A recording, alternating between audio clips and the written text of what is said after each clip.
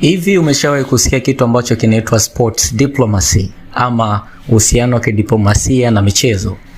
Hivi karibuni tumeona video za Cristiano Ronaldo akiwa na Donald Trump, rais wa Marekani, na watu wengi wamekuwa wamejiuliza ni nini ambacho kinawafanya watu hawa wakae meza moja na kupata chakula cha jioni ambacho kijulikanacho kama state dinner, chakula cha jioni cha kitaifa. Ukimuona Cristiano Ronaldo, jambo la kwanza ambalo linakuja kichwani mpira wa miguu, na icon huyu ametumika kama kielelezo ama mwakilishi wa football ama mpira wa miguu duniani, na uwepo wake yeye kwenye state dinner ni kutangaza soka duniani, lakini pia kutangaza mchezo huo nchini Marekani, ambako nchi hiyo wanajiandaa na kombe la dunia mnamo mwaka 2026.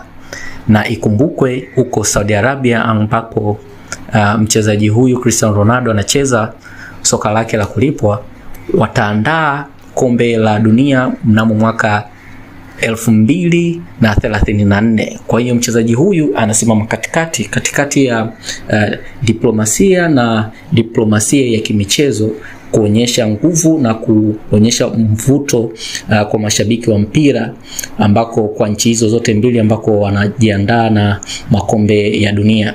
90% ya wapenzi wa magari basi wana ndoto ya kumiliki gari hii. Gari hii ni Brabus Cabriolet toleo la mwaka 2025. Gari hii ya thamani, gharama zake za manunuzi ni takriban bilioni 3.5 za Kitanzania. Hebu iangalie vizuri gari hii na kisha utoe maoni yako kwenye comment.